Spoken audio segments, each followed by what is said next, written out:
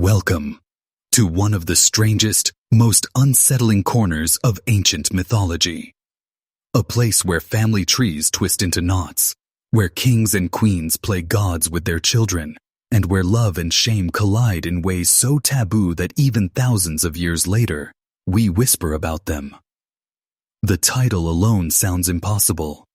The princess who gave birth to her own brother. And yet, nestled deep in Greek mythology, this paradox lives on. Not as fantasy, but as the tragic tale of a young woman named Canace, daughter of Aeolus, king of the winds. To understand her story, we need to step into a world where the lines between myth and morality blur. A world where kings were obsessed with blood purity, gods meddled in mortal lives, and the most powerful stories were warnings disguised as tragedies. So let's begin. Not at the scandal, not at the whispered cries of an infant, but earlier, with the world that made such a story possible. Our story begins with Aeolus. Not just any Aeolus, but Aeolus, ruler of the winds, grandson of Helen, the ancestor of the Greeks, a man whose very name gave birth to the Aeolians. He was a king whose power was cosmic. The winds themselves bent to him, locked away in caves when he commanded it, unleashed when he willed it. Ancient sources like Apollodorus, Bibliotheca 1:7.3, tell us Aeolus lived in Thessaly, and that he had 6 sons and 6 daughters. 12 children, perfectly balanced, like a dynasty engineered by fate itself.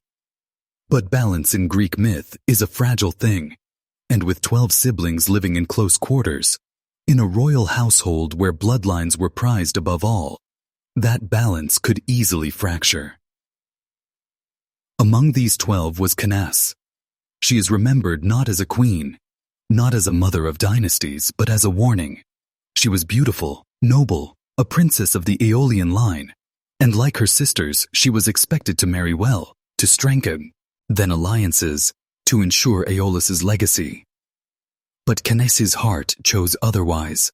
Enter Macareus, one of her 6 brothers, strong, handsome, courageous, a man whose destiny should have been noble in its own right. But instead, Macareus is remembered for one thing: his forbidden love. According to Ovid's Heroides, Epistle 11, Canace herself recounts the scandal in a fictional letter written to Macareus.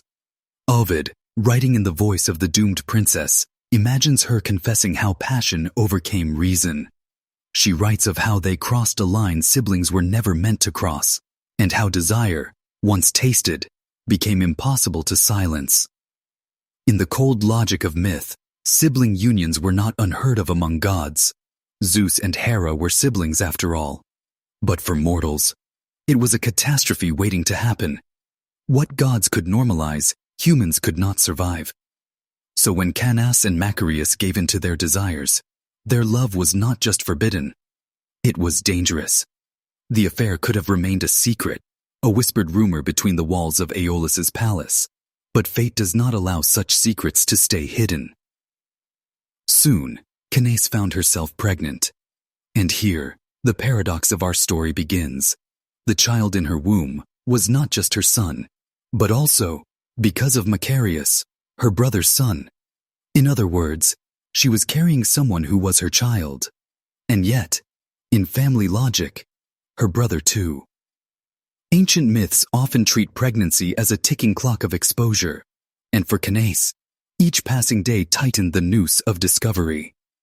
Imagine her world, layers of royal duty, modesty, and expectations pressing down, while beneath her silks and robes, life quietly grew, a living scandal.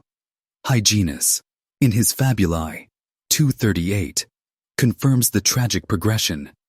Canace bore a child by her brother, and though she may have tried to hide it, the cries of a newborn are louder than any secret. The turning point of the myth is chilling in its simplicity. One day the infant's cries echoed through the palace. The wrong ears heard them. Aeolus, Canace's father, discovered the truth. And here, myth transforms from personal tragedy to political catastrophe. For a king like Aeolus, incest was not just a crime of passion. It was a stain on his dynasty, a pollution of bloodlines that could invite divine wrath.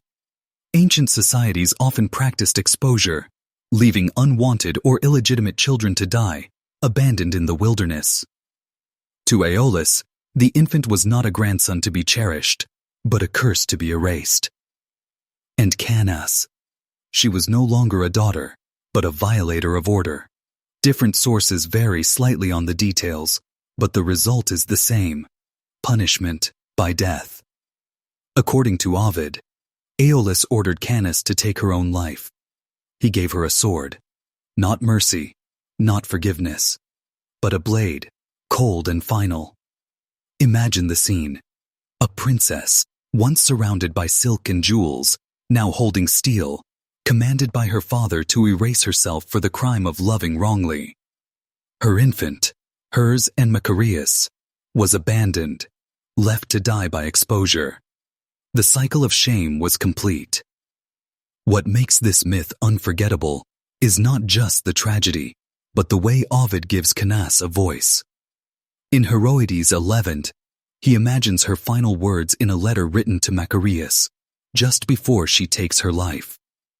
She writes of their love, of the child they created, of the betrayal of fate. She tells Macareus of the sword her father placed in her hand, and she signs off as a woman condemned, not just by society, but by her own family. Her voice is desperate, haunting, painfully human. Through Ovid, we do not just watch Canace die, we hear her die. So here we pause. We have met Canace, the princess. We have met Macareus, the brother-lover. We have seen the birth of the child, the paradox of the brother-son, and we have seen the merciless hand of Aeolus, turning father into executioner. But the story does not end here. Because the ancients told and retold this myth not simply as scandal, but as warning.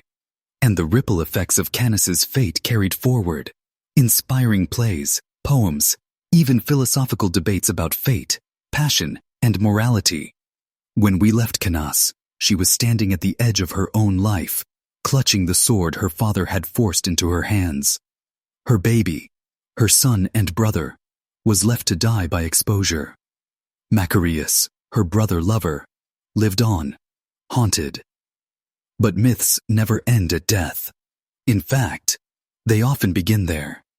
And Canace's story echoed across centuries, passed from Greek tragedians to Roman poets, from whispered warnings in antiquity to dramatic retellings in later literature. So how did the ancient world remember the princess who gave birth to her own brother? And more importantly, why?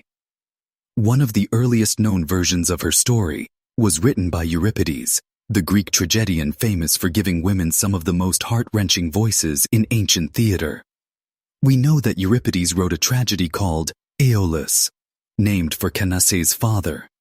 Sadly, like so many Greek plays, it has been lost to history. Only fragments survive. But those fragments are telling. According to later commentators like Aristotle, Poetics 1454a, the play revolved around the incestuous love between Canace and Macareus. We can imagine the scene.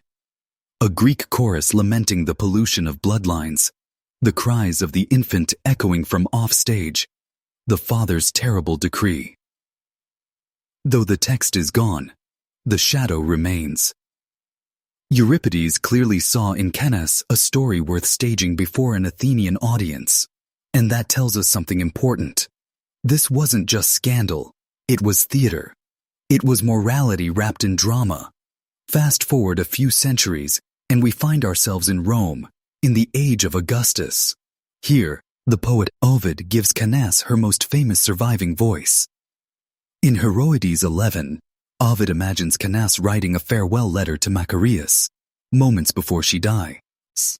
It is one of the most haunting pieces in Latin poetry. She writes of her shame, her passion, her helplessness. She tells Macareus of their child, our brother, and our son. She describes the sword given to her by their father. and she signs off with a cry of despair that still chills readers 2,000 years later. Ovid does not condemn her outright. Instead, he humanizes her. He shows us a woman trapped between love and law, family and fate. Through Ovid, Canace becomes not just a sinner, but a victim. And perhaps that's why her story endured, because audiences could pity her as much as they judged her. So why did the Greeks and Romans preserve this tale at all? Part of the answer lies in the concept of pollution, miasma. In Greek culture, incest wasn't just frowned upon, it was thought to physically stain the community, drawing divine punishment. By dramatizing Canace's fall, writers reinforced the boundaries of morality. But at the same time, myths like this also allowed audiences to explore the forbidden. By watching Canace's tragedy on stage, or reading her words in Ovid's letter, people could confront taboo desires safely, without crossing the line themselves. In other words, Canace was both warning and catharsis. Canace's story wasn't unique. Ancient literature is filled with incest tales, each one dramatizing the dangers of breaking family bonds. Myrrha, or Smyrna. In another myth, the princess Myrrha was cursed by the gods to fall in love with her father Cinyras. Their union produced Adonis, the beautiful youth later loved by Aphrodite. Like Canace, Myrrha is remembered as both guilty and tragic. Oedipus, the most famous of all. Oedipus unknowingly killed his father and married his mother Jocasta. When the truth was revealed, Jocasta took her life, and Oedipus blinded himself. Lot's daughters, in the Hebrew Bible. After the destruction of Sodom, Lot's daughters, believing no men remained, made their father drunk and conceived children by him. Across cultures, incest myths served the same purpose. They warned of blurred boundaries, of chaos breaking into order. Canace was part of a much larger chorus. And what of Macareus, the brother who shared Canace's forbidden love? In some versions, he took his own life in grief. In others, he simply fades from the record, his name remembered only because of his sister's tragedy. The silence around him is telling.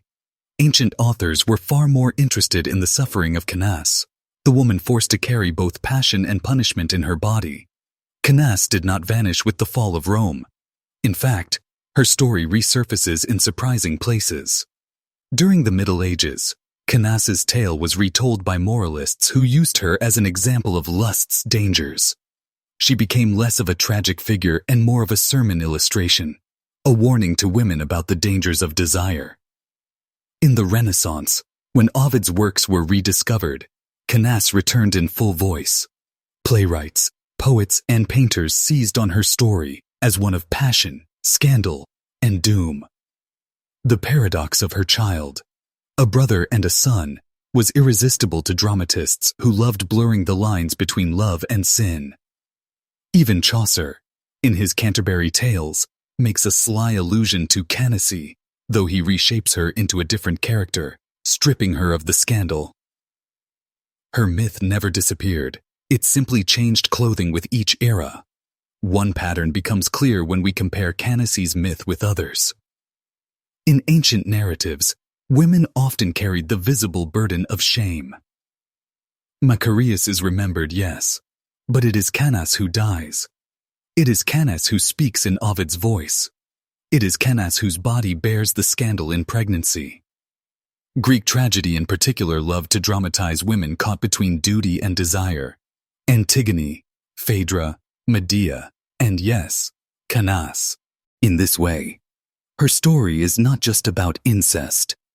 It is about the vulnerability of women in a world where their bodies bore the consequences of choices often shared with men. Today, when we hear the phrase, "the princess who gave birth to her own brother," it still shocks us. But that shock is precisely why the story endured. Because at its heart, the myth is not just about incest. It is about boundaries. Between family and lover, law and passion, father and daughter, life and death. Canace crossed every boundary and paid the price. And in telling her story, Ancient writers gave us a paradox we still can't look away from. So what do we make of Canace today? She is remembered as scandalous, tragic, human. A woman whose love destroyed her, whose father condemned her, whose voice still reaches us across millennia through Ovid's ink. Her child, the brother-son, did not survive, but the story did. And in that sense, Canace lives on, as a reminder of the fragility of order, the danger of desire, and the haunting beauty of myth. Because in the end, myths survive not because they are neat or moral, but because they are complicated. And few myths are more complicated than that of Canace, the princess who gave birth to her own brother.